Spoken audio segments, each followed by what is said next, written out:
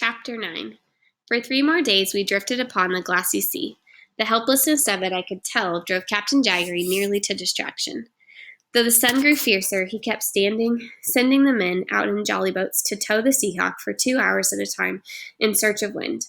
He found only more to complain about. And then it happened. It was late afternoon, 18 days into our voyage. The first dog watch. I was in the forecastle behind deck with Ewing. Ewing was a young, blonde Scot, handsome, I thought, with the shocking tattoo of a mermaid upon his arm. That and his Aberdeen sweetheart, about whom he loved to talk, fascinated me. I rather fancied sweetheart and mermaid were one. At the time, he was sitting cross-legged, quite exhausted. That morning, the captain had ordered him to spend the day in the highest reaches of the yard, putting new tar in the stays. The sun was brutal, the tar was sticky. Now an old canvas jacket lay on his lap, and with trembling fingers he was attempting to patch it, using a needle and an awl. An awl is like a small pointed tool used for piercing holes, like in leather. While he labored, I read to him from one of my favorite books, Blind Barber Ann, A Tale of Loving Poverty. He was listening intently when his needle snapped in two. He swore, hastily agonizing for cursing in my presence, then cast about a new needle. When he couldn't find one, he murmured something about having to get another from his box in the forecastle and made to heave himself up. Knowing how tired he was, I asked, "Can I get it for you?" "It would be a particular kindness, Miss Doyle," he answered, "my legs being terribly stiff today." "Where should I look?" I asked. "It's beneath my hammock in the topmost part of my chest," he said, "in the forecastle. Remember, the forecastle is where all the crew sleeps." "Will someone be able to point it out?" "I think so," he said. Without much thought, other than that I wished to do the man a kindness, I turned and hurried away. I had scampered down the forecastle entryway before pausing to think. The forecastle was one of the few areas I had not been in before, the place on the Seahawk that the sailors called their own. Not even Captain Jaggery ventured there. No one had ever said I was not to go there, but I assumed I would not be welcome. With this reservation in mind, I hurried to the galley in hopes of finding Zachariah. I would ask him to fetch the needle. The galley, however, was deserted. Since I did not wish to disappoint Ewing, I decided I must go and fetch the needle myself. Timidly, I approached the forecastle door. As I did, I heard muted voices from within. Indeed, it was only because they were vague and indistinct that I found myself straining to listening. And what I heard was this: "I say, I'll be the one to give the word, and none other. It had better be soon. Jaggery's pushing us hard. How many names do we have?" "There's 7 that's put down their mark, but there's others inclined." "What about Johnson?" "It doesn't look right. He's not got the spirit. It won't do. He needs to be with us or not. No halfway, and I don't like that girl always spying. Her being here isn't anyone's fault. We tried, you remind yourself. We kept those other passengers off." I heard these words spoken by at least 4 voices, but I did not at the moment fully grasp their meaning, understanding what would come later. Instead, I was caught up in embarrassment that I should be eavesdropping while I hardly belonged. It was not a very ladylike thing to do. Yet I was, in part, the subject of their conversation. The errand was still to be done. Wanting to do what I'd promised, I knocked upon the door. Sudden silence.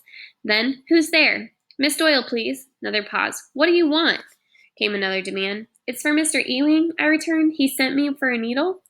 But there was some muting, swearing, and then, "All right, a moment." I heard rustling and the sound of people moving. Then the door was pushed open, and Fisk looked out. He was a very large man, a lantern-jawed, and his fists clenched more often than not, as though perpetually prepared to brawl. "What do you say?" he demanded.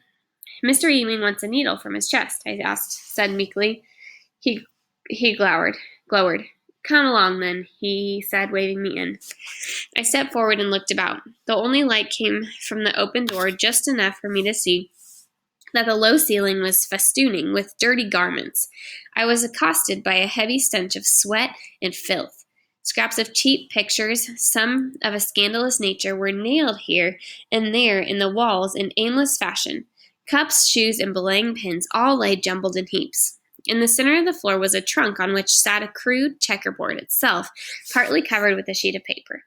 Along the walls Along the walls, hammocks were slung so low I could not see the faces of those in them. What I did see were the arms and legs of 3 men. They seemed to be asleep, though I knew that could not be true. I had heard more than one voice. Mr. Ewing's chest is there, Fisk said, gesturing to a corner with a thumb. He lumbered back into his hammock, sat in it, and though he said no more, he watched me suspiciously. The small wooden chest was tucked under one of the empty hammocks. Apprehensively, I knelt, briefly turning to Fisk to make sure that the chest was indeed Ewing's. He grunted in affirmation. Then I turned back, drew the small trunk forward, and flipped open the top. The first thing I met with my eyes was a pistol. The sight of it was so startling that all I could do was stare. One thought filled my mind. Captain Jaggery had told me. He bragged to me there were no firearms aboard the board, anywhere on board, but in his cabinet. My eyes shifted. I saw a piece of cork into which some needles were stuck. I pulled one out and hastily shut the chest in hopes that no one else had seen what I had. Then I came to my feet and turned to leave. Fisk was looking hard at me. I forced myself to return his gaze, hoping I was not revealing anything of my feelings. Then I started out, but in my haste stumbled into the trunk in the center of the area. The sheet of paper fluttered to the floor. Apologetic, I stooped to gather it, and in a glance saw that the paper had 2 circles had been drawn one inside the other, and there appeared to be names and marks written between the lines. The instant I saw it, I knew what it was, a round robin. Clumsily, I pushed the paper away and murmured a thank you, and then fled. I was trembling when I left the forecastle. To make matters worse, the first person I saw was the second mate, Mr. Keech, who was passing out on his way to the galley. I stopped short with what was no doubt a guilty cast on my face. Unfortunately, he paid no attention to me, giving me hardly a look beyond his normal nervous frown. Then he continued on. But though he was gone, I simply stood there, not knowing what to think or do, and unconsciously I clasped my hand, jabbing my palm with the needle. Even faithful to my sense of duty, even in that moment of crisis, I hurried to Ewing and gave the needle to him. Here, miss, he said, scrutinizing my face as he took it. Have you taken ill? No, thank you, I whispered, attempting to avoid his look. I'm fine. I fled hastily back to my cabin and secured the door behind me. Once alone, I climbed atop my bed and flung myself down and gave myself over entirely to the question of what I should do. You will understand that there was no doubt in my mind regarding what I had seen. There had been a pistol, and there was a round robin. With the warning given to me by Captain Jaggery, the ever mindful of the possibility revealed to me by Zachariah, I had little doubt about the meaning of my discoveries. The crew was preparing a rebellion. Regaining some degree of calmness, I thought, over who it was that had been in the forecastle. To begin with, there was Fisk. He was part of Mr. Keech's watch, so it was reasonable to assume that the other members of his watch were with him. There were, I knew, 4 men in the watch: Ewing, Morgan, Foley, and of course Fisk himself. But as I reviewed the names, my feelings of puzzlement grew. What I had observed did not make sense. Then I grasped it. I had seen Fisk. It was he who had opened the forecastle door. And Ewing was on the forecastle deck. But when I stepped inside, there had been 3 hammocks occupied with men. In short, I had seen a total of 5 men off watch. Assuming the other hammocks indeed held members of the watch, who then was the 5th man? Could it have been Mr. Keech himself? Could it have? No, I had seen him just outside the forecastle when I emerged. Nor could it have been someone who was on duty.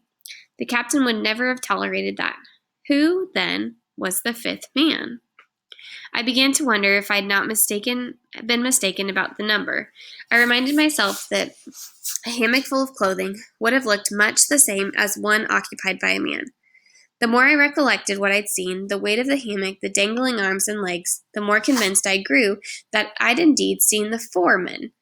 Suddenly, like a crack of the wind whipping in the sail, I recalled my dim vision when waiting to board the Seahawk, the night of my arrival, of a man hauling himself up the ropes to a ship. Of course, a stowaway. So a stowaway is a person who stows away on the boat and isn't supposed to be there.